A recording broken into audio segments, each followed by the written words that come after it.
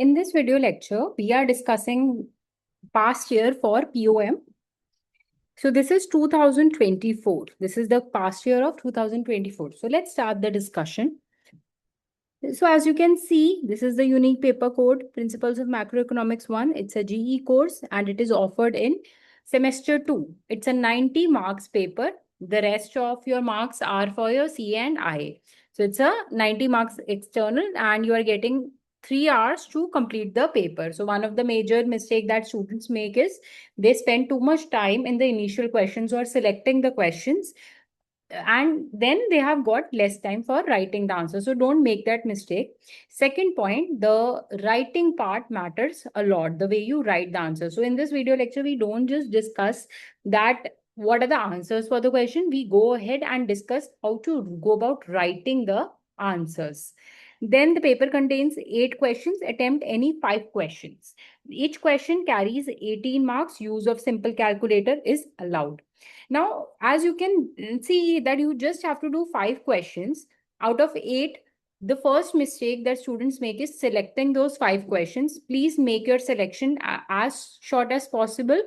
Otherwise, the paper would be lengthy for you. So, but we will discuss the whole paper, all the 8 questions. Okay, so question number one, define the concept of user cost of capital. What are the components of user cost of capital? Use suitable examples to discuss why each is a cost of using a capital good. And it is a 12 marks question. Please note that these number of marks की ये 12 marks का है, तो इससे ये नहीं decide होता कि मैं 2 पेज लिखूंगी, 4 पेज लिखूंगी. जितनी आंसर की रिक्वायरमेंट है वो तो मुझे लिखना ही लिखना है. बट ऑफ कोर्स अगर कोई 6 मार्क का और कोई 12 मार्क का है तो थोड़ा हम लेंथ उससे वेरी कर सकते हैं. बट इसका मतलब ये नहीं है कि 6 पॉइंट्स में कुछ पॉइंट्स है जो you think are required, so you miss the points because it is 6 mark. And similarly अगर एक 12 मार्क्स का है, मार्क्स ज्यादा है, तो ऑब्वियसली एक तो सारे पॉइंट्स लिखने हैं और सेकंड पॉइंट इज कि ये नहीं है कि हमें फालतू का ऐड करने की जरूरत है. जस्ट आंसर को बड़ा बनाने के लिए जितना रिक्वायर्ड है उतना ही लिखना है. So that is one thing about length. Pages, let's see. Define the okay, the now user cost of capital. ये chapter सबसे पहले there is a chapter that you have consumption, saving and investment, which is your chapter number 4, and this is your unit. Let me check the unit. They have put this chapter in. So they have put this chapter in unit number 3.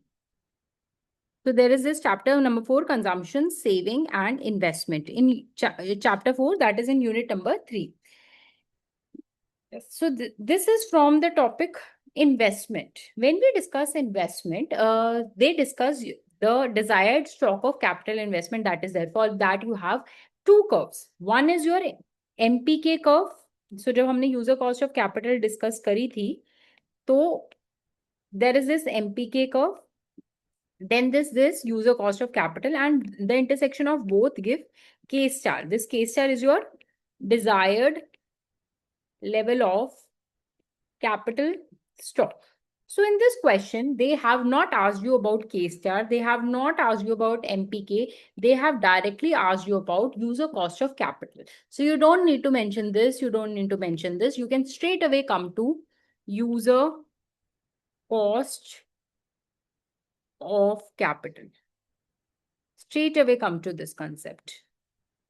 So when we define the user cost of capital, so now when you are writing question answers, the one thing major point is use the language of the readings. It's not that कि हमें readings को as it is copy paste करना. I'm not saying that. The whole point is that you can't refer to Kunjis or you can't refer to the textbooks like which are substandard. Okay, stick to your readings which is prescribed by DSC, right? So here we are following the readings only, and answer लिखने में भी वो language का पता लगता है. वो chronology readings में कैसी है, आपके जब answers आएंगे पीछे से तो वो reading से ही आएंगे. So chronology क्या है answer writing की, उस आंसर में लिखा क्या क्या पॉइंट्स है, they have to be picked from the readings only. So let's see. User cost of capital is the expected real cost of using a unit of capital for a specified period of time. ये जो definition है as it is I've picked from the reading. Expected real cost मतलब कोई भी एक unit capital, एक unit capital use करने की जो कॉस्ट है एक स्पेसिफिक पीरियड के लिए, दैट इज यूसी। नाउ इसके दो कंपोनेंट्स रहते हैं। सबसे पहले you define this is your user cost of capital. उसके बाद you tell them that there are two components, one is depreciation, the other is the interest cost. जब हम डेप्रिसिएशन की बात करते हैं, उसके बाद ये फॉर्मूला इन्होंने दे दिया। अब जब हम डेप्रिसिएशन की बात कर रहे हैं तो उसमें हमने बोला है सपोज हमारा डेप्रिसिएशन रेट 10% है, तो उसमें डी की वैल्यू क्या हो जाएगी? 0.1। अब इसमें एक पीके दिख रहा है। अब देखो, अगर कोई भी अवन है, सपोज हम एक गुड ले रहे हैं कैपिटल अवन, अब उस अवन का जो प्राइस है वो 1 लाख रुपीज है। तो ये जो डेप्रिसिएशन होगी, ये जो 10% की है, यानी कि 0.1 जो इसका रेट है, ये 1 लाख पे लगेगा। सो इस केस में हमारा जो पीके है दैट इज 1 लाख। और अगर हमारा पीके जो है वो सपोज 10 लाख है, तो ये 0.1, ये जो 10% है किसका लगेगा? ये 10 लाख का लगेगा। ठीक है, so this is D K. D is the rate of depreciation, P K is the price of capital. Basically oven का क्या प्राइस है इस केस में? सेकंड, अवन का क्या प्राइस है? P K. R is the rate of interest. तो यानी अगर हमसे दो कंपोनेंट्स पूछे हैं, वन बाय वन डिस्कस करते हैं। अब हमने एक अवन का एग्जांपल ले लिया, oven is a capital good. अब अवन का सपोज करते हैं, इस केस में पी के जो प्राइस है अवन का वो 10,000 रुपीज है। ठीक है, अब इस अवन पे हर साल, अब क्या हुआ, आपने ये अवन यूज किया या नहीं किया, ये अवन की वैल्यू अगले साल जो है वो कम होने वाली है। सपोज करो हर साल अवन की जो वैल्यू है वो 10% से कम कर रही है, यानी डेप्रिसिएशन रेट क्या है तुम्हारा? 0.1। तो अगले साल इस अवन का प्राइस कितना हो गया? मतलब इसकी जो वैल्यू है बची हुई वो सिर्फ 9,000 हो गई। तो यानी हर साल जो अवन का जो वैल्यू है वो कम हो रही है, उसका जो डेप्रिसिएशन हो रही है। तो that is why user cost of capital is the expected real cost of using, यानी कि आप कैपिटल आपके पास पड़ा है, तो उस कैपिटल को यूज करने की क्या कॉस्ट है? डी इंटू पी के, ये फर्स्ट कॉस्ट है। Second cost R into P K, यानी कि इंटरेस्ट कॉस्ट ऑफ कैपिटल है। अब पी के क्या है? बेसिकली अवन का price, that is this. R P K that means कि अब ये जब आपने कैपिटल खरीदा, यानी आपने अवन खरीदा, तो दो तरीके से हो सकता है आपने अवन खरीदा। एक, आपने कुछ पैसे जो है, जस्ट अ मिनट, आपने क्या करा? बोरो करे कुछ पैसे। तो आपने 10,000 रुपए बोरो करे, तो अब क्या होगा? उस 10,000 पे आप एक कॉस्ट देंगे, interest rate, R into P K, that is the interest cost of capital. अब सपोज हमने ये बोरो नहीं करे 10,000 रुपए, हमने क्या किया? अपने प्रॉफिट्स थे कंपनी के, उसमें से 10,000 रुपए हमने निकाले। अब जब हमने अपने प्रॉफिट से 10,000 रुपए निकाले, तो अब ये प्रॉफिट्स जो थे इनको हम इन्वेस्ट कर सकते थे कहीं।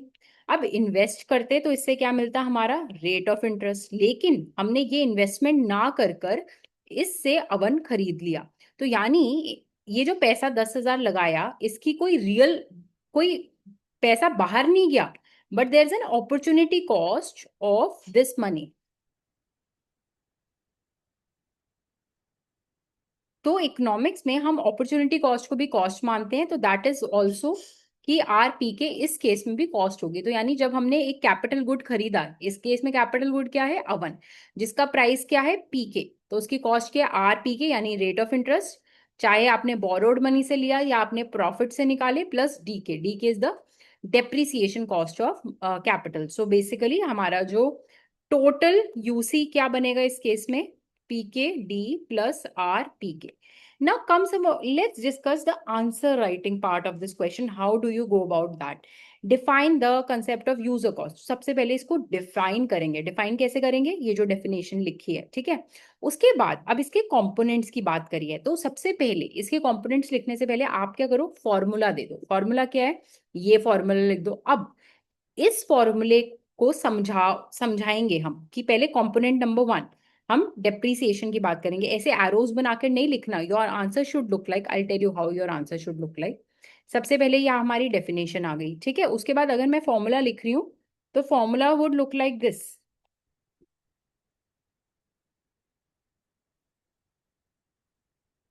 Formula should look like this. अब ये फॉर्मूला आ गया। अब यहाँ पर मैंने बताया नहीं है ये पीके क्या है। ये you can write that formula for user cost is given as this. उसके बाद here you will write UC is equal to user cost of capital. Here PK is equal to price of capital. तो जब भी हम कोई भी formula लिखेंगे हम उसको प्रॉपर डिफाइन करेंगे ये फॉर्मूला का मतलब क्या है, क्योंकि पीके कुछ भी हो सकता है। R is equal to real rate of interest on capital, D is equal to depreciation rate. ठीक है, अब हमने जब ये सब लिख दिया उसके बाद ये टर्म्स हैं क्या, यूसी इज द यू। अब इसमें आप समझाओगे डेप्रीसिएशन के बारे में एक एक लाइन लिखकर, ठीक है। उसके बाद हम समझाएंगे इंटरेस्ट रेट के बारे में एक एक लाइन लिखकर, ठीक है।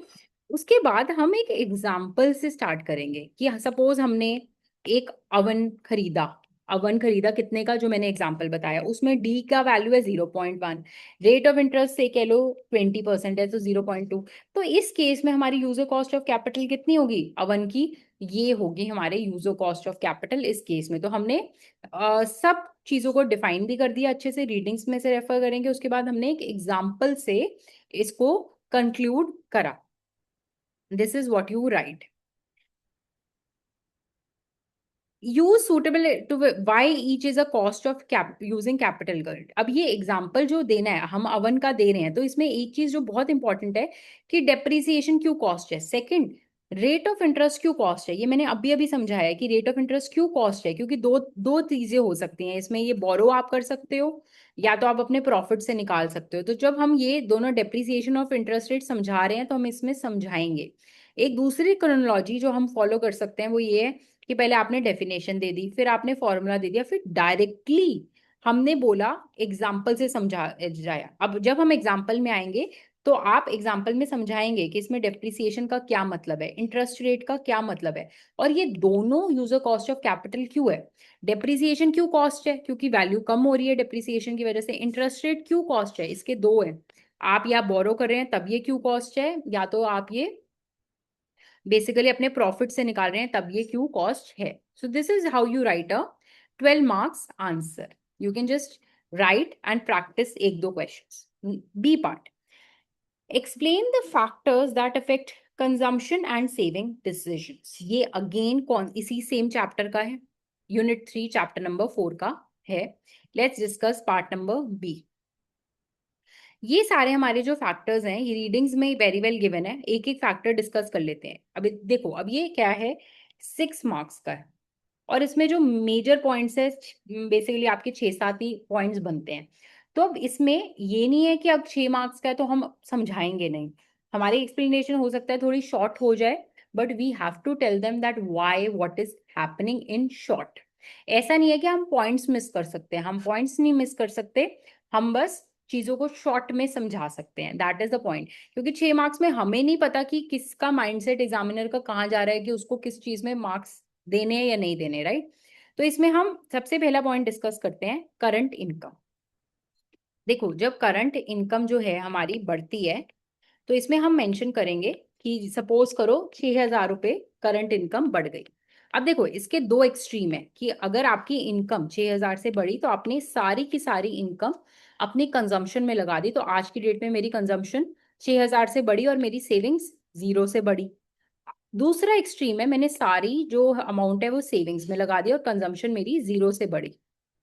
और तीसरा है जो सबसे ज्यादा रियलिस्टिक है कि आपने क्या करा, कंजम्पशन सपोज करो 4,000 से बढ़ाई, सेविंग्स 2,000 से बढ़ाई, ये सबसे रियलिस्टिक सिनेरियो है। अब बुक में क्या बोलता है, वो एग्जाम्पल देता है कि ये दोनों एक्सट्रीम को ना फॉलो करके हम इसको फॉलो करते हैं, क्योंकि हम एज्यूम करते हैं अबाउट कंजम्पशन स्मूथिंग। अब ये कंजम्पशन स्मूथिंग क्या है, इसको गो रीड फ्रॉम द रीडिंग्स। ये बेसिकली ये बोलता है कि कोई भी इनकम बढ़ती है तो थोड़ा अमाउंट हम कंजम्पशन में बढ़ाते हैं, थोड़ा अमाउंट हम सेविंग्स में बढ़ाते हैं। ये हम एक्सट्रीम्स हो सकता है, हम ये नहीं बोल रहे नहीं हो सकता, पर यूजुअली ये नहीं होता। और थर्ड चीज जो है वो होती है, ये फर्स्ट पॉइंट हम डिस्कस करेंगे, फर्स्ट फैक्टर था ये, रीडिंग्स में है very well. Second factor, future income. देखो, अगर किसी की फ्यूचर इनकम बढ़ जाएगी, अब उसका माइंडसेट क्या चलेगा, कल को तो मेरे को ज्यादा इनकम मिलने वाली है, तो वो आज की कंजम्पशन बढ़ा देगा और आज की सेविंग्स कम कर देगा, क्योंकि फ्यूचर में उसके जो इनकम है वो बढ़ने वाली है, राइट। अगेन यहाँ पर क्या है, कंजम्पशन स्मूथिंग कर रहा है वो।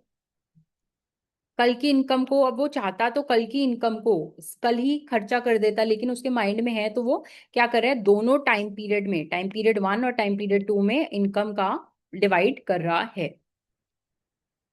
फिर थर्ड पॉइंट रीडिंग्स में ही आता है तुम्हारा वेल्थ। वेल्थ बढ़ती है, देखो एक साइकोलॉजिकल इफेक्ट आता है कि हम वी आई हैव ज्यादा मनी, तो कंजम्पशन वो इस केस में बढ़ाता है और सेविंग्स कम करता है। इसका जो डिटेल आंसर है, गो रीड फ्रॉम द रीडिंग्स।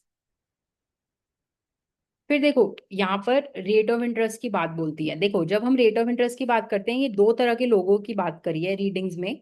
अब स्टूडेंट्स क्या करते हैं, सिर्फ सेवर्स के पॉइंट से बात करते हैं या बोरोवर्स। अगर 6 नंबर का है we know, but we have to mention both, savers क्या करेंगे और बोरोवर्स क्या करेंगे।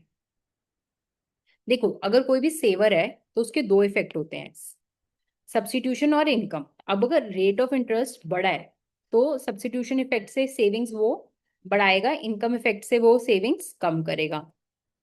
रेट ऑफ इंटरेस्ट बढ़ा है तो अगर वो बोरोवर है तो वो अपनी जो सेविंग्स है वो कम करेगा, सॉरी सॉरी, कंजम्पशन कम करेगा, सेविंग्स बढ़ाएगा अगर वो बोरोवर है, राइट। अब इस केस में फाइनली क्या होता है, रीडिंग्स में बोलते हैं कि यूजुअली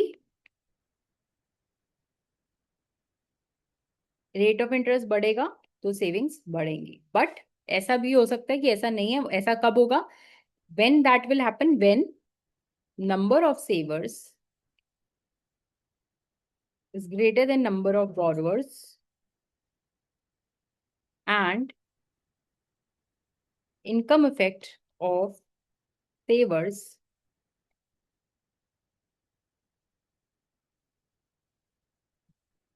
अगर ये चीज हमारी सच है, if this is true, then what will happen, if this is true then ROI बढ़ने से सेविंग्स कम हो जाएंगी, right. But usually this will happen, right. अब फिफ्थ पॉइंट क्या है यहाँ पर, फैक्टर। आई थिंक ये फिस्कल पॉलिसी की बात करता है।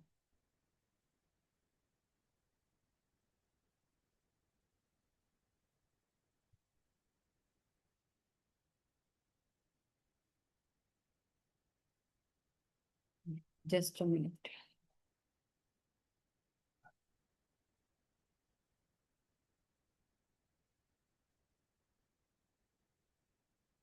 ये फिस्कल पॉलिसी की बात करता है। देखो फिस्कल पॉलिसी के जो हैं वो दो सब पॉइंट्स हैं, दोनों लिखने हैं, एक टैक्स एक जी।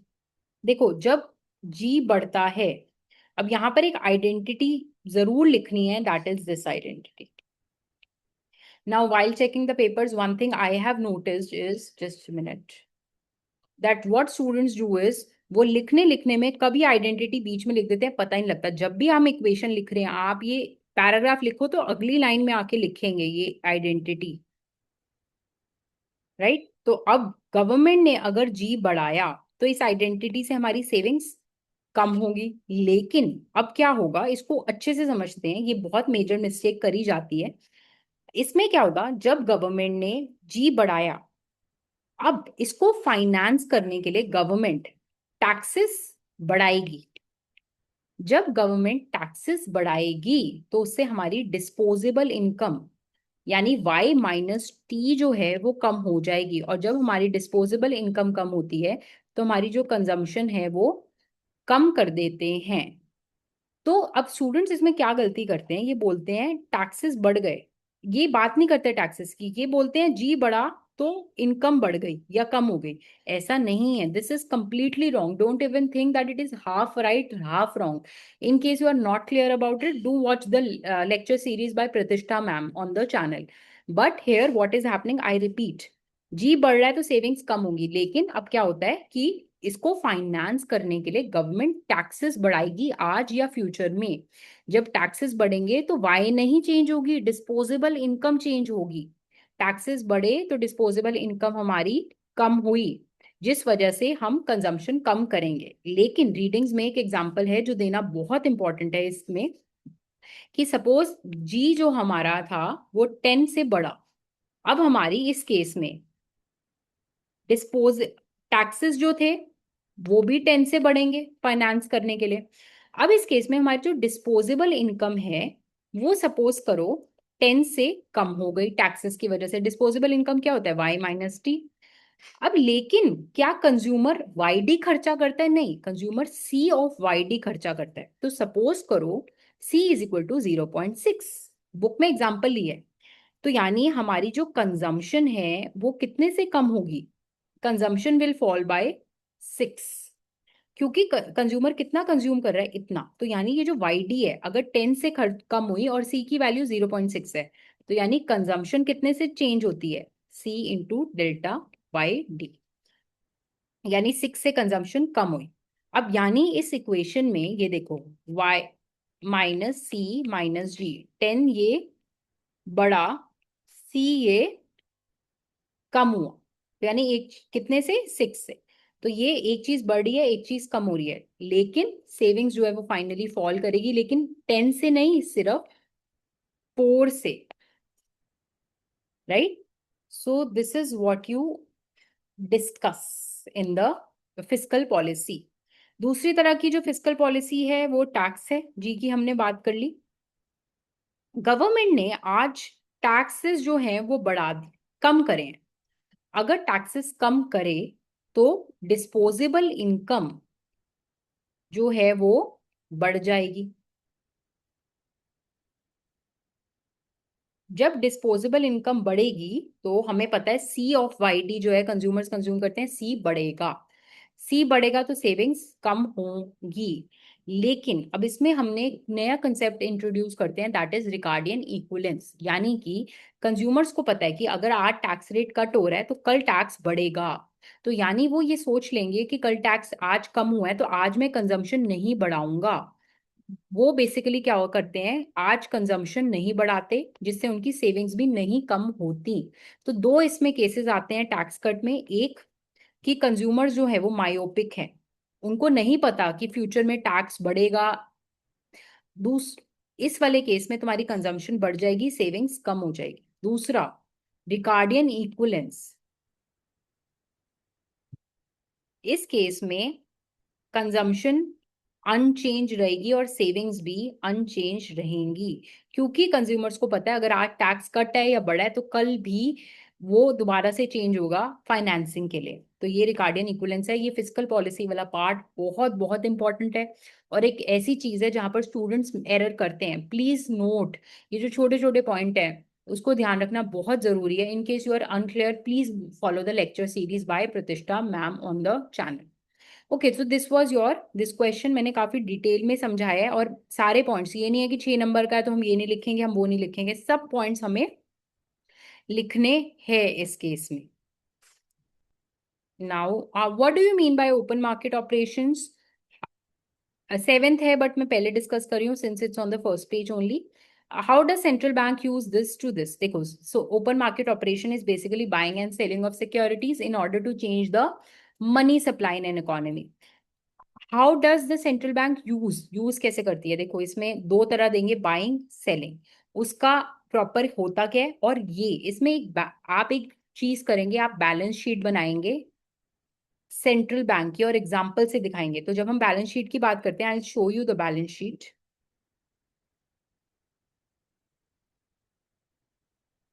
आई हैड दिस हियर,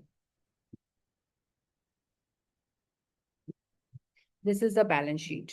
तो if you don't make the balance sheet, सिर्फ हमने ये ओएमओ की बात कर ली, तो answer is incomplete. If you want full marks on a theory answer, you need to give such examples कि अगर बाय कर रहा है सिक्योरिटी तो उससे क्या होगा? बॉन्ड्स बढ़ेंगे, ठीक है, करेंसी बढ़ेगी, दोनों साइड एक एक मिलियन से। ये एग्जांपल बुक में है। That is why if you are reading from any कुंजी और any supplementary book, these answers are not there, these are only in the readings. Then ये सब बताने के बाद you also mention the relationship की जब मनी सप्लाई बढ़ रही है, ठीक है, so what is happening, securities जो है बाय कर रहे हैं, यानी बॉन्ड्स जो है वो बाय हो रहे हैं। अब इसमें जब बाय हो रहे हैं, कोई भी चीज बाय हो रही है तो उसका जो प्राइस है वो क्या है? वो बढ़ जाएगा ना। प्राइस बढ़ेगा तो हमें पता है रेट ऑफ इंटरेस्ट का नेगेटिव रिलेशन है, रेट ऑफ इंटरेस्ट कम होगा। ऑल्सो अगर हमने ये डायग्राम हमें याद है, तो रेट ऑफ इंटरेस्ट इस डायग्राम पे भी देखो ऐसे कम होता था ना अगर मनी सप्लाई बढ़ती थी.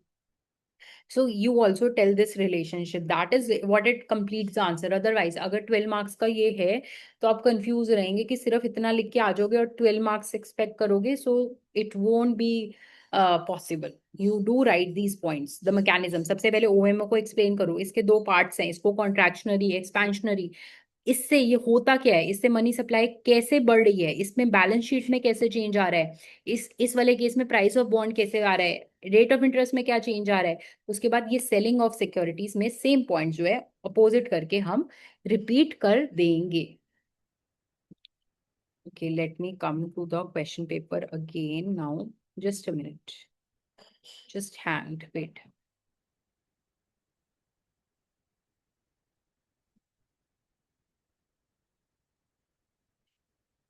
Just a minute.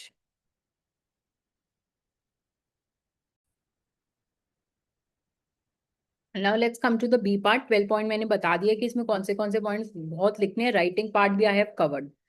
देखो हमें एमपीसी निकालना है. इसमें कंजम्पशन गिवन है. देखो एमपीसी का सिंपल फॉर्मूला है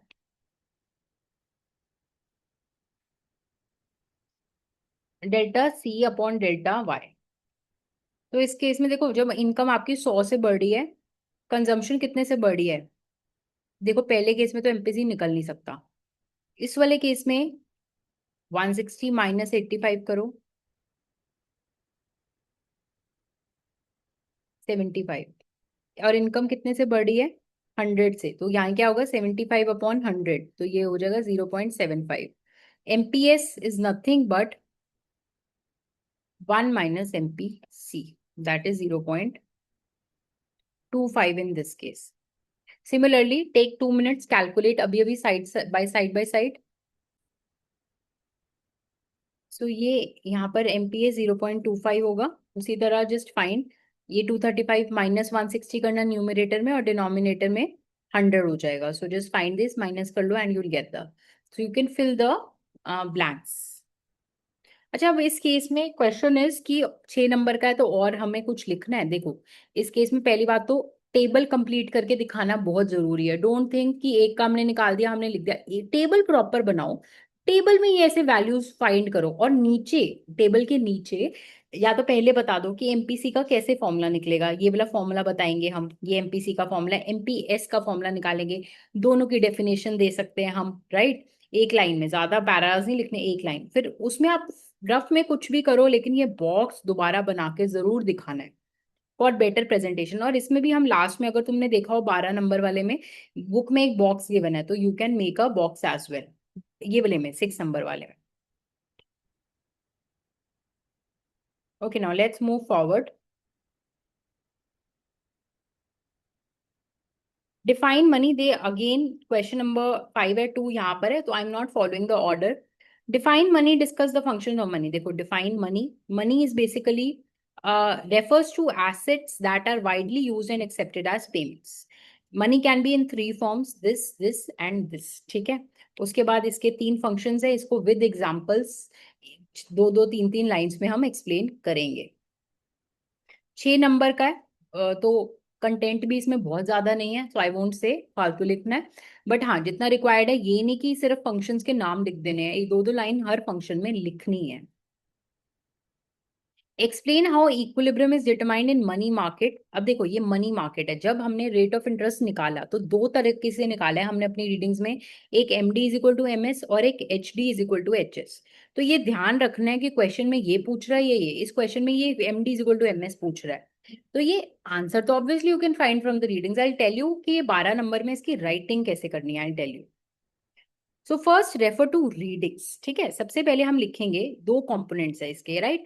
सो the you first line you can write that in the money market, the money demand and money supply together determine the rate of interest in the market. When both of these are equal, it gives us the equilibrium rate of interest. You start by a beginner line. ठीक है, ऐसे ये beginner line से आपने start कर दिया. ठीक है, उसके बाद आप पहले आए पहली चीज पे, यानी डिमांड फॉर मनी की बात करेंगे. इंट्रो के बाद डिमांड फॉर मनी. अब देखो डिमांड फॉर मनी. अब यहाँ पर देखो 2 तरह के एसेट्स होते हैं, एक बॉन्ड्स और एक मनी. अब यहाँ पर दो चीजें हैं। मनी जो है, अब समझाएंगे कि मनी की बात करते हैं, मनी है क्या। मनी कॉइन्स है, करेंसी है, और चेकेबल डिपॉजिट्स है। इस वाली रीडिंग में हमने माना है कि these all are perfect substitutes, right. हमने ये नहीं माना कि चेकेबल डिपॉजिट्स पे आपको रेट ऑफ इंटरेस्ट मिल रहा है, हमने माना है कि आपको बॉन्ड्स पे रेट ऑफ इंटरेस्ट मिल रहा है। तो ये एजम्पशन हम क्लियर करेंगे व्हेन वी एक्सप्लेन दिस। उसके बाद मनी की डिमांड किन चीजों पे डिपेंड करती है, आपने पहले ये एसेट्स के बारे में समझा दिया, मनी में क्या क्या कंपोनेंट्स है ये समझा दिया, लेवल ऑफ ट्रांजैक्शंस पे और इंटरेस्ट रेट ऑफ बॉन्ड्स, ये दो चीजों पे जो मनी की डिमांड है वो डिपेंड करती है। कैसे? ऑब्वियसली दो दो लाइन में समझाएंगे कि ट्रांजैक्शन ज्यादा होंगी तो हमें मनी ज्यादा चाहिए, रेट ऑफ इंटरेस्ट ज्यादा होगा तो मनी हम कम होल्ड करेंगे, बॉन्ड ज्यादा। तो दो दो लाइन में ये समझाएंगे, और अगर रीडिंग्स खोलेंगे तो वहां पर ये दो दो लाइन्स हमें लिखी है, ठीक है। उसके बाद हम एक एग्जाम्पल देकर समझाएंगे, राइट, इन दोनों का। उसके बाद फाइनली मनी डिमांड की इक्वेशन लिखेंगे, इसमें ये पॉजिटिव फंक्शन है वाई का और नेगेटिव फंक्शन है इंटरेस्ट रेट का। उसके बाद आप एक एक लाइन में ये फंक्शन को समझा सकते हैं कि ये जो लेवल ऑफ ट्रांजैक्शन है that are proportional to income. यहाँ हमने इनकम क्यों लिखा है पहले तो, कि अगर आपकी इनकम ज्यादा है तो नंबर ऑफ ट्रांजैक्शन ज्यादा होगी। उसके बाद example, if nominal income increases by 10%, money demand increases by 10%। उसके बाद rate of interest is a decreasing function of rate of interest. ये अगेन इस डिमांड फंक्शन को एक समझा रहे हैं हम विया एग्जाम्पल्स। उसके बाद हमने मनी डिमांड को अच्छे से समझा दिया। उसके बाद दूसरी चीज बचती है मनी सप्लाई को समझाना। मनी सप्लाई क्या है? एक्सोजीनियसली सप्लाइड बाय सेंट्रल बैंक और योर आरबीआई। उसके बाद हम ये डायग्राम पे आ जाएंगे। यहाँ पर हम शेप्स की भी बात करेंगे। जब आपने ये समझाया है इक्वेशन के बाद आप समझाएंगे कि यहाँ पर एक डायग्राम भी बना सकते हैं। और ये एक बहुत बड़ी गलती है कि हम एक्स और वाई एक्सिस को मार्क नहीं करते। ये रेट ऑफ इंटरेस्ट है और ये क्या है? Money balances. अगर एच डी एच एस की बात आ रही है तो ये जो एक्स एक्सिस है ये मनी बैलेंसेस नहीं होता। वहां बुक में पढ़ना ये क्या होता है, एच डी और H S. Money demand negatively sloped है, क्यों है वो बताएंगे। इस केस में जब हम मनी सप्लाई की बात करते हैं तो ये ऐसा है, रेट ऑफ इंटरेस्ट और मनी बैलेंसेस, ठीक है। उसके बाद हम थर्ड पॉइंट पे आएंगे, इक्विलिब्रियम, ठीक है। तो पहले क्या हो गया, हमारी एक इंट्रोडक्शन हो गई। उसके बाद हमने डिमांड फॉर मनी की बात करी, सप्लाई फॉर मनी की बात करी, इक्वेशन दे दी, डायग्राम दे दिया सप्लाई ऑफ मनी का, एक्सोजीनियस डायग्राम दे दिया। उसके बाद हमने इक्विलिब्रियम रेट ऑफ इंटरेस्ट की बात करी, ठीक है। दैट इज ये वाला डायग्राम, और इसको हम समझा देंगे। उसके बाद क्वेश्चन में बी पार्ट में पूछा है कि अगर इनकम बढ़ेगी तो इस इक्विलिब्रियम रेट ऑफ इंटरेस्ट में क्या चेंज होगा। उसमें यू कैन से कि मनी डिमांड राइटवर्ड शिफ्ट होगा, उससे हमारा जो इक्विलिब्रियम रेट ऑफ इंटरेस्ट है वो बढ़ जाएगा, और ये जो हमारा इक्विलिब्रियम बैलेंसेस है वो सेम रहेंगे। अब अच्छा, इसमें एक चीज जो बहुत गलती करी जाती है वो ये है कि जब हम लिखने पे आते हैं तो इसको I tell you how to write about this. This is your money demand, this is your money supply. Now you say कि अगर इनकम बढ़ी तो सबसे पहले कौन सा कर्व शिफ्ट होता है? मनी डिमांड कर्व शिफ्ट होता है। अब इस केस में यू से कि इससे क्या होता है, इक्विलिब्रियम रेट ऑफ इंटरेस्ट जो है वो बढ़ जाए, and finally equilibrium higher rate of interest है और ये मनी बैलेंसेस सेम रहता है। पर ये आपकी खत्म हो गया। उसके बाद दूसरी लाइन में what you can say is that in this case अगर इनकम बढ़ी और रेट ऑफ इंटरेस्ट सेम रहा, ठीक है, तो उसमें क्या होगा, money demand will be greater than money supply at old rate of interest. यानी ये जो ये वाला रेट ऑफ इंटरेस्ट है, इस पे अगर हमारा रेट ऑफ इंटरेस्ट ना बढ़ा तो इस पे इस वाले रेट ऑफ इंटरेस्ट पे नई मनी डिमांड ये है और मनी सप्लाई ये है, राइट। अब क्या होगा कि जब ये है तो एक डिसइक्विलिब्रियम है, यानी रेट ऑफ इंटरेस्ट बढ़ेगा तब तक जब तक रेट ऑफ इंटरेस्ट बढ़ने से व्हाट विल हैपन, मनी की डिमांड कम हो जाएगी, और ये फाइनली इस पॉइंट पे money demand, new money demand will be equal to money supply at the new rate of interest. ये मैकेनिज्म है। अदरवाइज अगर हम इस मैकेनिज्म को ना भी समझाएं तो चलेगा, बट इसको समझाने में इतनी मिस्टेक्स करी जाती हैं। I tell you again how to explain. पहले मनी सप्लाई है, मनी डिमांड है, ओनली राइट मनी, इनकम बढ़ी तो मनी डिमांड का राइट वर्ड शिफ्ट हुआ, पॉइंट नंबर 1। राइटवर्ड शिफ्ट हुआ, उससे क्या हो गया, न्यू एमडी और एमएस जो है वो किस पॉइंट पे इंटरसेक्ट करते हैं, पहले ई पे, अब ई डैश पे इंटरसेक्ट करते हैं। अब यहाँ पर रेट ऑफ इंटरेस्ट जो है वो बढ़ गया है, वो आर की जगह आर डैश है। Answer end. उसके बाद if you want to write additional point, what you write, at the old rate of interest money demand is greater than money supply. Now what will happen, disequilibrium है, जिस वजह से हमारा rate of interest बढ़ना शुरू होगा और money की डिमांड कम होनी स्टार्ट हो जाएगी। कब तक ये रेट ऑफ इंटरेस्ट बढ़ेगा, जब तक ये चीज दोबारा अचीव नहीं हो जाती। रेट ऑफ इंटरेस्ट बढ़ेगा, मनी की डिमांड कम होगी, एंड फाइनली नया इक्विलिब्रियम अचीव हो जाएगा। सो this is how you explain this. उसके बाद सेम इन्होंने पूछा है अगले पार्ट में कि मनी की सप्लाई चेंज होती है तो व्हाट हैपेंस, तो यू कैन अगेन जैसे ये समझाया उसको भी समझा सकते हैं। Now next question.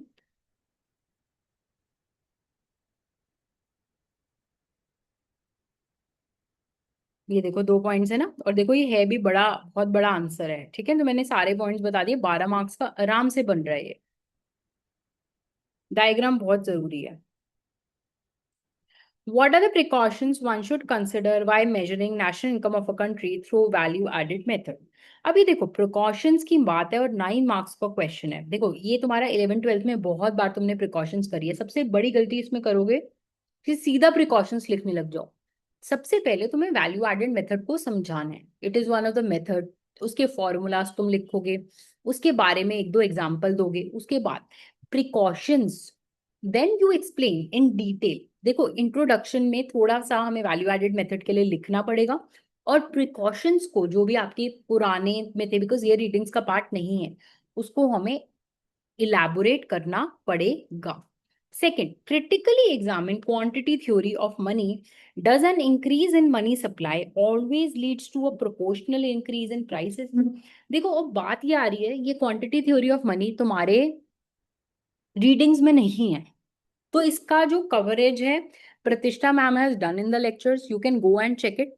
इसके notes she will also upload, you can go and check it. उसके बाद क्रिटिकली एग्जामिन है, तो ये नहीं है कि सिर्फ क्वांटिटी थ्योरी को हमें समझा देना है, पहले उसकी इक्वेशन लिखनी है, उसके कंपोनेंट्स के बारे में लिखना है, डायग्राम लिखना है, उसके बाद इसका कंक्लूजन क्या है, उसके बाद हमने उसके क्रिटिसिज्म देने हैं, उसकी क्रिटिकली उसको एग्जामिन करना है।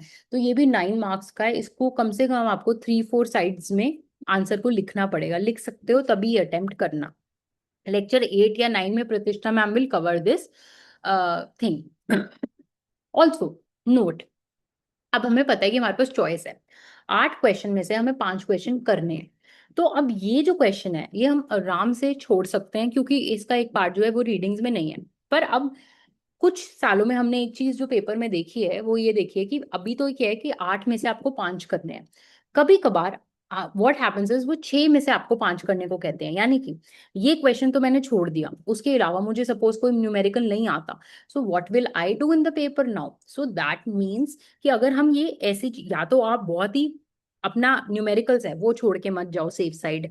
ये जो टॉपिक है क्वांटिटी थ्योरी ऑफ मनी हर साल पूछा गया है, ये प्रिकॉशंस वाली बात है, तो इसको कवर करके जाओ। अदरवाइज अगर हम ऐसे टॉपिक्स को छोड़ के जाते हैं और नहीं अटेम्प्ट कर पाते तो only savage we have is numericals.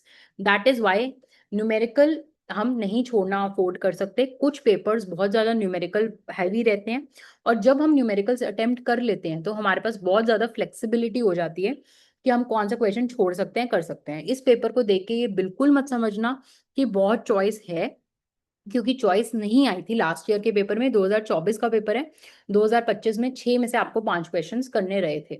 So don't miss जज इट, कुछ भी आ सकता है, और छोड़ना तब बहुत मुश्किल हो जाएगा डिसाइड करना अगर हमने सारे टॉपिक्स कवर नहीं करे। So don't miss the numericals for sure. Okay, next question. Macroeconomics is described as study of exam. Major issues क्या हैं, देखो ये 12 नंबर का है। मेजर इश्यूज भर भर के बेसिकली बुक में है, ऐसा नहीं है कि 5-6 इश्यूज हैं, 10 इश्यूज हैं, ठीक है। तो हर पॉइंट को अच्छे से समझाना है, द वे प्रतिष्ठा हैज डन दैट। अब इसमें प्रॉब्लम क्या है कि हमारी रीडिंग्स में यूएस के कंटेक्स्ट में है, हम जनरल पॉइंट से भी चीजें समझा सकते हैं। इन्फ्लेशन की बात करें, इन्फ्लेशन की डेफिनेशन दो, इन्फ्लेशन का फॉर्मूला दो, इन्फ्लेशन सीपीआई है उसके इंडाइसेस क्या क्या हैं ये दो, तो ऐसे करके हम हर पॉइंट को समझाएंगे। इसके कुछ नोट्स जो है I will upload, you can refer to that also. उस नोट्स में आई हैव रिटन कि कितना कुछ हमें रीडिंग से उठाना है और कितना कुछ हमें अपने पॉइंट्स ऐड करने हैं। I give you an example of this question number 2, how you have to answer. So for example मैं जीडीपी की बात कर रही हूँ, यानी मैं ग्रोथ रेट की बात कर रही हूँ इसमें। तो सबसे पहले ग्रोथ रेट है क्या? ग्रोथ रेट यानी हमारा जो इंक्रीज इन जीडीपी है over the years, that is growth rate. सबसे पहले उसकी डेफिनेशन। अब ये इशू है क्यों मैक्रो इकोनॉमिक्स का, हम क्यों पढ़ना चाहते हैं ग्रोथ रेट के बारे में? तो उसमें ये बोलेंगे कि कुछ कंट्रीज का ग्रोथ रेट ज्यादा है, कुछ का कम है, तो हम ये स्टडी करना हमारे लिए बहुत जरूरी है। क्यों ज्यादा है, क्यों कम है, ताकि जो बाकी कंट्रीज है वो अचीव कर पाए।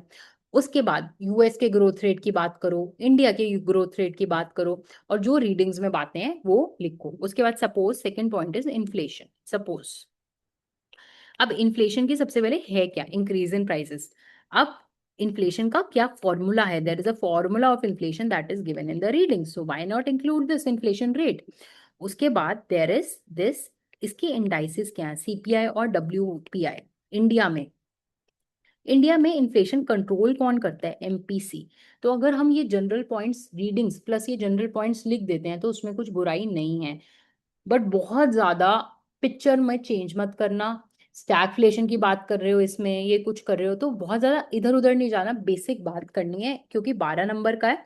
पॉइंट्स भी चाहिए, कुछ मिस भी नहीं करना हमें। एग्जाम्पल्स के साथ जितना अच्छा आंसर उतने अच्छे मार्क्स। टिपिकल थ्योरी क्वेश्चन है, the better you right more marks you get. इसमें ऐसा कुछ नहीं है आपको सारे पॉइंट्स आते हैं, आपने पॉइंट्स लिख दिए, मार्क्स मिल जाएंगे। The way you right, the more points you right, the more numbers you right, will grab you more marks in this. So attempt these kinds of questions only when you can write well.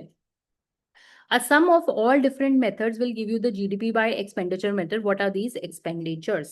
Expenditure method की बात करिए, वही definition expenditure method है क्या?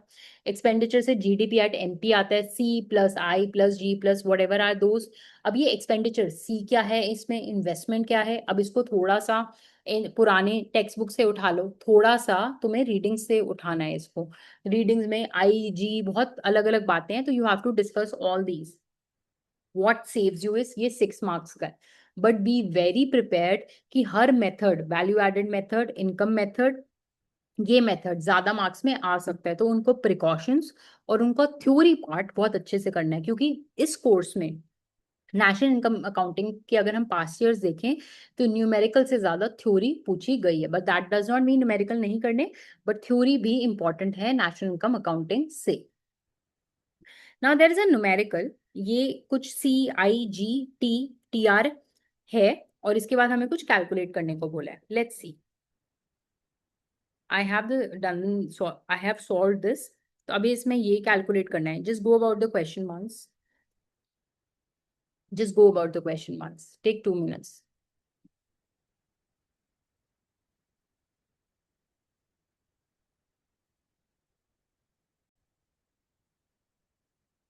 सो find the equilibrium level of income. देखो Keynesian method है, ये सब हमें गिवन है। केनेजियन मेथड में हमें पता है ये फॉर्मूला यूज होता है, राइट? तो ये हमने सॉल्व किया। ये एडी लिखा है, एडी का फॉर्मूला क्या है हमारा? देखो मैंने फॉर्मूला नहीं लिखे, इसका मतलब ये नहीं आप भी नहीं लिखोगे।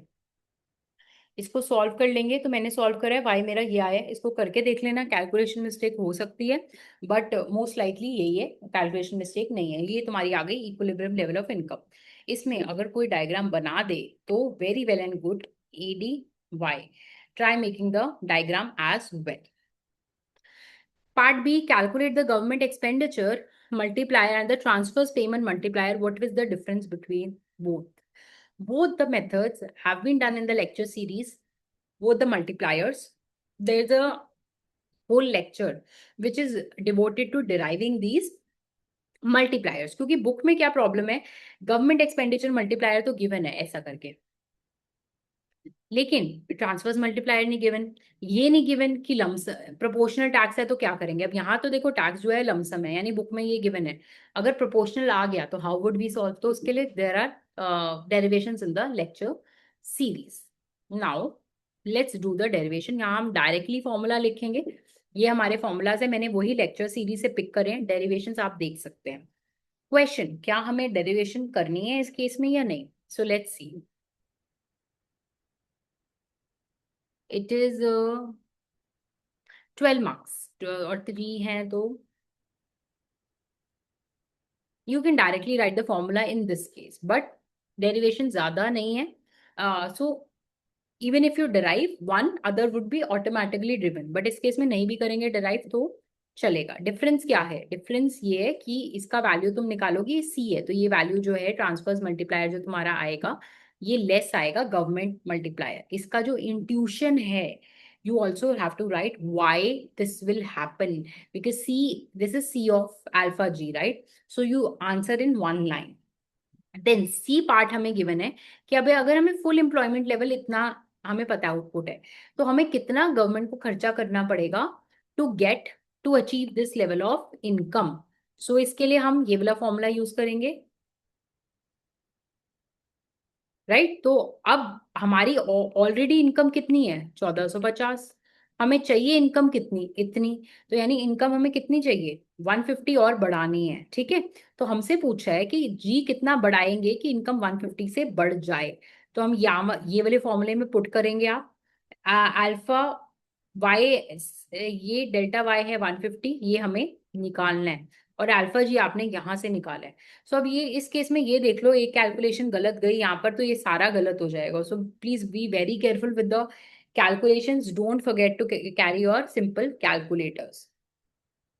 ये ऐसे करके सॉल्व कर लेना. Answer you can let us know in the comment section, ताकि सब लोग मैच कर लें. जितने भी न्यूमेरिकल्स के आंसर है, please try solving them. And you can write cross check by commenting in the comment section. All of you can verify your answers. Again, with the help of a diagram, deriving the savings function from the consumption function. देखो अब हमें इसमें consumption function given है. Savings function क्या है? y minus सी है. इसको पहले न्यूमेरिकली डिराइव करो, ठीक है. उसके बाद इसको डायग्राम से करोगे तो ऐसा कुछ बनेगा सेविंग्स फंक्शन. और ये वाला लेवल ऑफ इनकम वो इनकम है जहां पर सेविंग्स जो है हमारी 0 है. Savings, right.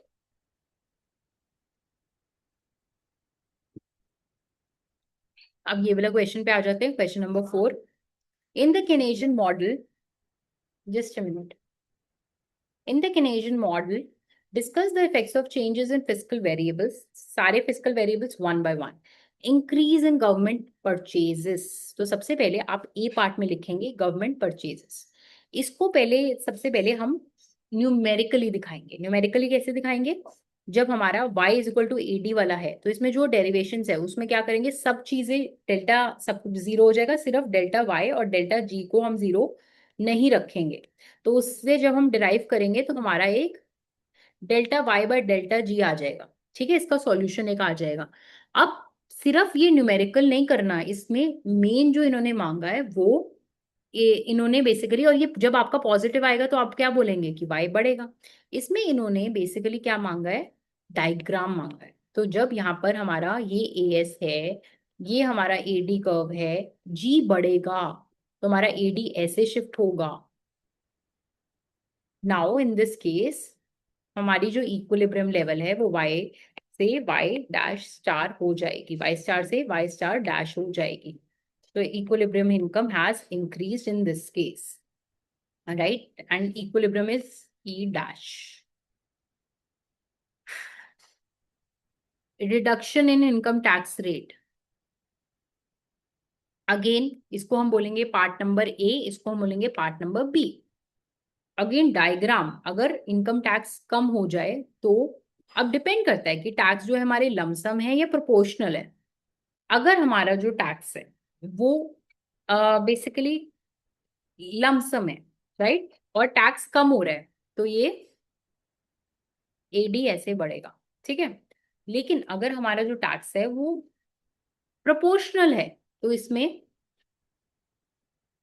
एडी जो है वो ऐसे बढ़ेगा. वाई? बिकॉज प्रोपोर्शनल है. इसको हम चाहें तो हम न्यूमेरिकली भी दिखा सकते हैं. देखो यहाँ पर क्या है, हमारा एडी है, ठीक है, सी वाई डी. नाउ इसमें दो केसेस ले लेते हैं. लमसम,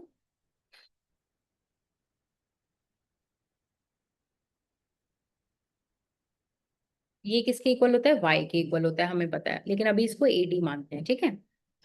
अब देखो इस केस में क्या हो रहा है, अगर हमारा क्या एडी में चेंज आएगा अगर हमारा टैक्सेस बढ़ जाए?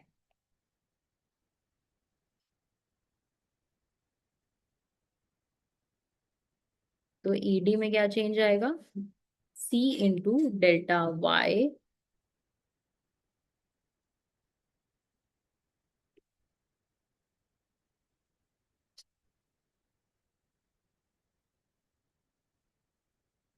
एज्यूमिंग ये जीरो है। ये वाला तो जीरो हो जाएगा।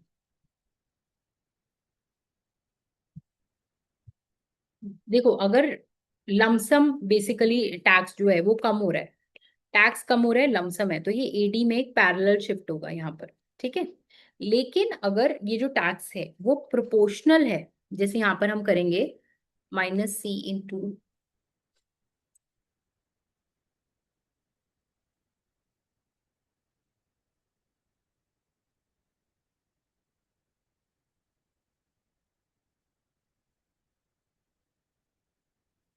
तो ये यहाँ पर ऐसा ऐसा चेंज होगा अगर प्रोपोर्शनल है टैक्स कट। ठीक है, तो इसके दो केसेस बन जाएंगे। आप चाहो ना, सबसे पहली इंपॉर्टेंट चीज है इसमें डायग्राम। अब इसमें इनकम कैसे चेंज हो रही है? इनकम बढ़ रही है। इस वाले केस में भी आप देखोगे इनकम जो है वो बढ़ेगी टैक्स कट से। हम टैक्स कट की बात कर रहे हैं। देखो ना, reduction in and an increase in transfers on the equilibrium income. अब इंक्रीज इन ट्रांसफर्स से कैसे चेंज होगा? ये हमारा एएस है, ये हमारा एडी है। ट्रांसफर्स हमारे बढ़े हैं।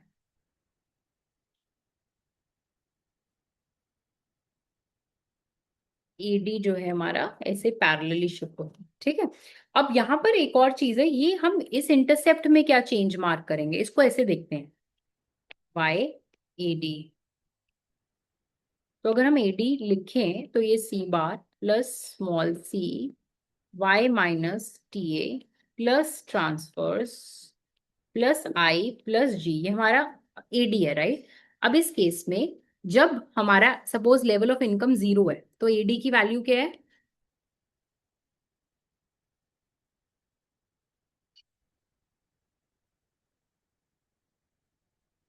आई बार प्लस जी बार, ये हमारे एडी की यहाँ पर ये वैल्यू है हमारी। यहाँ पर इसको, ये एडी है हमारा, ये जो हमने यहाँ निकाला है जब लेवल ऑफ इनकम जीरो। अब इसमें क्या चेंज हो रहा है? हमारा जो है टीआर बढ़ रहा है। एक मिनट, let me, if you can see from the screen, एक minute,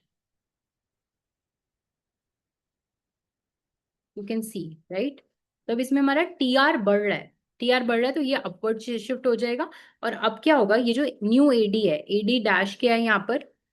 C bar minus C T A plus C T R dash plus I bar plus G bar. तो यहाँ पर ये जो अगर डिफरेंस है दोनों का, तो दोनों का डिफरेंस क्या है? T into delta T are. तो ये इतने से जो है एडी हमारा अपवर्ड शिफ्ट हो जाएगा, अगेन हमारा वाई जो है वो बढ़ेगा। तो इसमें देखो, डायग्राम वेरी वेरी इंपॉर्टेंट। ठीक है, क्या शिफ्ट कैसे होगा, उसमें एडी में क्या चेंज आ रहा है? तो ये एडी में क्या चेंज आ रहा है? ये चेंज आ रहा है एडी में। इस वाले केस में एडी में क्या चेंज आ रहा था? ये अगर अभी ये सिर्फ ये देखो, तो इस केस में क्या हो रहा है? ईडी पहले ये था, अब क्या हो रहा है? AD plus C Y minus C T dash. तो पहले क्या था? एडी में टी था, अब टी डैश है। तो यानी अगर टैक्स रेट कम हो गया है तो हमारा एडी जो है वो अपवर्ड शिफ्ट हो रहा है। लेकिन कितने अमाउंट से शिफ्ट हो रहा है इस वाले केस में, लमसम टैक्स के केस में? जस्ट अ मिनट, ये है एडी। अब यहाँ पर ये अपवर्ड शिफ्ट हो रहा है, लेकिन ये जो शिफ्ट है इसका अमाउंट क्या है? सी ऑफ टी ए। और ये इनकम जो है वो बढ़ गई, ये एडी है, ये इनकम है, राइट। ये शिफ्ट का इतना अमाउंट है, इनकम इसमें हमारी बढ़ गई। और ये जो शिफ्ट है कितना? C into T A is the shift. ये हम लमसम इनकम टैक्स की बात कर रहे हैं। ठीक है, और नेक्स्ट क्या है? इक्विलिब्रियम। ये हमने डायग्रामेटिकली भी और न्यूमेरिकली भी समझा दिया। इसमें ये इंटरसेप्ट्स लिखने बहुत इंपॉर्टेंट है। ठीक है, try solving this. The size of investment multipliers varies directly with this. Do you agree with the statement? इसमें हमको बोल रहा है कि ये delta Y by delta I derive करो, और ये बोल रहा है ये होता है, हमें पता है ये होता है। अब इसमें बोल रहा है कि अगर ये सी जो है वो बढ़ता है तो क्या होगा, सी बड़े होगा तो ये डिनोमिनेटर कम हो जाएगा और ये पूरा ज्यादा हो जाएगा, यानी हमारा इन्वेस्टमेंट मल्टीप्लायर जो है वो ज्यादा हो जाएगा, यानी कि सी और इन्वेस्टमेंट मल्टीप्लायर का रिलेशन ज्यादा होता है, डायरेक्ट होता है। अब इसमें क्या है कि प्रॉब्लम इज कि आप डायरेक्टली लिखने की जगह अगर आप लमसम टैक्स एज्यूम करो और उसमें ये डिराइव करो उसके बाद बताओ, तो ऑब्वियसली हमारा ये जो 6 मार्क्स है वो गारंटीड है। प्लस एक एग्जांपल दो, एग्जांपल कैसे, सी की दो वैल्यूज लेंगे हम, ठीक है, सी 0.5, सी 0.6, उसमें हम दिखाएंगे कि ये जो इन्वेस्टमेंट मल्टीप्लायर है, ठीक है, इसकी वैल्यू, सी की वैल्यू जब ज्यादा है तो इसकी वैल्यू ज्यादा है। तो अगर आप डेरिवेशन बाई चांस भूल गए हैं पेपर में, जबकि करनी है, ये नहीं करनी है, लमसम टैक्स को एज्यूम करके कर देना डेरिवेशन, उसके बाद छोटी सी डेरिवेशन है, डोंट फॉरगेट कि एक एग्जांपल लेकर दिखाना है कि सी की वैल्यू ज्यादा है तो इन्वेस्टमेंट मल्टीप्लायर की वैल्यू भी ज्यादा है, ठीक है। Next is, next let's come to the last question. Using an ADY diagram depict the increase in autonomous investment on the equilibrium level of this, ठीक है। ये सेम बेसिकली हमें डायग्राम से बोला है, ये हमारा एएस है, ये हमारा एडी है, तो वाई बढ़ता है तो एडी जो है वो ऐसे शिफ्ट होता है, इसके इंटरसेप्ट्स की बात करनी है, और ये इक्वेशन चाहो तो दे सकते हो, इक्विलिब्रियम इनकम जो है वो बढ़ जाएगी। देखो 9 मार्क्स का है ये क्वेश्चन, कितना रिपीट करा गया है, इसमें अगर हम डायग्राम के साथ इक्वेशंस प्रैक्टिस कर लें तो उससे obviously you will have an edge. इसकी एक इक्वेशन में अभी करके भी दिखा दूंगी, ठीक है। Explain the effect through the concept of multiplier. इसमें अगर हम इन्वेस्टमेंट मल्टीप्लायर को इक्वेशन से डिराइव कर दें तो you see they have asked this is not in the readings but we have covered this in the lecture series, जहां पर हमने प्रॉपर मल्टीप्लायर्स को डिराइव किया है। Write short notes on this and this. देखो बिजनेस साइकिल्स का topic किसी lecture में कवर्ड है, मॉनेटरी एग्रीगेट्स में M1 M2 M3 की बात करनी है, automatic stabilisers is also covered in the lecture series, ज्यादा मार्क्स का नहीं है, 9 नंबर का है, 3 3 मार्क्स ईच। तो हम इसमें जैसे ऑटोमेटिक स्टेबलाइजर्स की पहले डेफिनेशन आपने दे देनी है, फिर हमारे अनएम्प्लॉयमेंट बेनिफिट्स हमारे जो है एक ऑटोमेटिक स्टेबलाइजर्स है, फिर हमारी जो टैक्सेस हैं वो ऑटोमेटिक स्टेबलाइजर है, कैसे हैं, फॉर एग्जाम्पल अगर हम रिसेशन है टैक्सेस कम कर दें तो इनकम बढ़ जाएगी, तो यानी हमारा जो फॉल इन इनकम है वो कम होगा। सेकंड, और अनएम्प्लॉयमेंट बेनिफिट्स है, अगर रिसेशन है हमने अनएम्प्लॉयमेंट बेनिफिट्स दे दिए तो हमारा रिसेशन कम हो जाएगा। थर्ड, अगर इन्फ्लेशन है तो हमने टैक्सेस बढ़ा दिए तो उससे क्या होगा, हमारी डिमांड कम हो जाएगी और उससे हमारी जो इन्फ्लेशन है वो भी कम हो जाएगी। तो ये as a automatic stabiliser, taxes और unemployment benefits are automatic stabilisers. फिर बिजनेस साइकिल का पूरा वीडियो है, you can watch that. Monetary aggregates में जो तुम्हारी रीडिंग में डिस्कस्ड है वो M1 M2 और M3 है, ये एग्जाम्पल्स यहाँ पर हैं, I will share the PDFs और do match these with the readings as well. अब मैंने वो जो ये वाली बात करी है, जो एक क्वेश्चन बार बार रिपीट है वो डिस्कस करते हैं।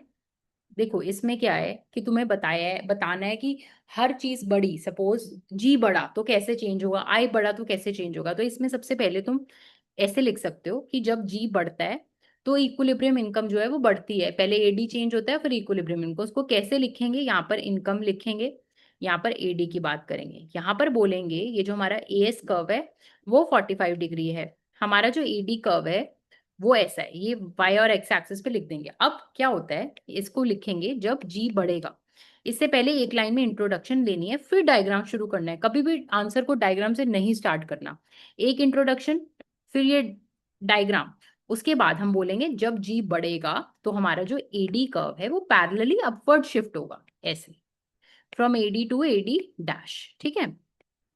एंड फाइनली ये जो इक्विलिब्रियम इनकम है वाई से वाई डैश जो है वो बढ़ जाएगी, राइट। और हमारा जो ई से जो हमारे इक्विलिब्रियम पॉइंट है वो ई डैश हो जाएगा, ये हमने पहले लिख लेना। अब इसको न्यूमेरिकली कैसे समझाएंगे, न्यूमेरिकली समझाने के लिए हमारा जो एडी था वो क्या था, सी प्लस आई प्लस जी, हमें पता है ये बात, C bar plus small C Y minus taxes plus transfers plus I plus G is equal to AD. ठीक है, इसमें जब जी चेंज हो रहा है, ठीक है, तो हमारा नया एडी क्या बनता है, इसको ऐसे लिखेंगे, new AD is equal to AD dash. इसमें सब चीजें सेम रहती हैं एक्सेप्ट जी। अब हमारा जी की वैल्यू क्या है, जी बार। ठीक है, तो हमारा ये न्यू एडी है। अब ये न्यू एडी है इस केस में।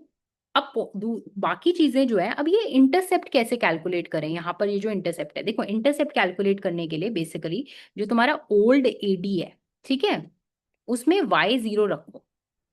जब y0 रखोगे ओल्ड एडी पे, तुम्हारा क्या आएगा, ओल्ड एडी सी बार प्लस सी, ये y0 रखो क्योंकि ये वाला पॉइंट पे तुम्हारा y0 है, minus T A plus T R plus I plus G. तो एडी की वैल्यू क्या है, C bar minus C T A plus C T R plus I plus G. तो ये इंटरसेप्ट की वैल्यू है, ये जो वैल्यू है हमें कहाँ रखनी है, इसको हम बोल देंगे ए। ठीक है, अब ये वैल्यू, ये पूरा जो है इसको यहाँ लिखेंगे, C bar minus C T A plus C T R plus G plus I. ठीक है, अब यहाँ पर इस इंटरसेप्ट में हम वैल्यू क्या रखेंगे, यहाँ पर आप लिखो C bar minus C T A plus C T R plus G dash plus I. ठीक है, तो ये यहाँ पर ऐसे वैल्यू रखेंगे ये दोनों। तो ये इंटरसेप्ट की वैल्यू निकालना जरूरी है। फिर एक और चीज जो इसमें हम इंक्लूड कर सकते हैं, ये शिफ्ट कितना है, इस केस में ये शिफ्ट डेल्टा जी है। ठीक है, ये फर्स्ट केस हम करेंगे। अब जो दूसरा केस है, आई आई आई चेंज होने का एग्जैक्टली सेम है, बस only thing which is different is कि अगर हमारा जो टैक्सेस या ट्रांसफर चेंज हो रहे हैं, यहाँ पर मैं लमसम टैक्सेस की बात कर रही हूँ, तो इसमें व्हाट हैपेंस इज, अगर मेरा टैक्स कट हो रहा है या मेरा ट्रांसफर्स बढ़ रहे हैं, तो ये हमारा क्या है, एएस, ये हमारा एटी है। ये जो शिफ्ट है यहाँ पर पहला क्या है, C bar plus C T R, ठीक है, plus G plus I minus small C T A. ठीक है, अब यहां पर ये जो इंटरसेप्ट है इसकी वैल्यू क्या है, C bar plus C T R dash, इसमें हमने एज्यूम करा टी आर बड़ा है, plus G plus I minus C T A. इस केस में देखो जो शिफ्ट है उसकी value C delta T R है, इस केस में डेल्टा टी आर नहीं है, सी डेल्टा टी आर है शिफ्ट। इक्विलिब्रियम इनकम बढ़ रही है ऑफ कोर्स, और ये जो एडी है ये एडी डैश से शिफ्ट हो। अगर टैक्सेस कट हो रहे हैं, ठीक है, मैं बढ़ने की बात नहीं कर रही, मैं टैक्सेस कट कर रही हूँ, तो टीआर की जगह यहाँ पर हमारा टी ए आ जाएगा। तो ये मैंने इसको जो न्यूमेरिकल पार्ट है इसका वो भी बता दिया कि इसमें यहाँ पर इंटरसेप्ट लिखना बहुत जरूरी है, ये शिफ्ट का कितना अमाउंट है ये लिखना बहुत जरूरी है। So this basically finishes your past year of 2024. In the next class we take the past year, next past year, ये वाला 2025, but do follow through in the comment section. Feel free to write the answers of the numericals, and any queries that you have. And if you have noticed, अगर मेरे को choose करना है इन questions में से, 8 में से 5 क्वेश्चन, तो बहुत ज्यादा टाइम चला जाएगा डिसाइड करने में कौन सा करना है कौन सा नहीं। But don't make that mistake because writing is a big part of theory papers. The way you right answers affects your marks a lot. So in my opinion this question can be done, this question can be safely done 7th. Then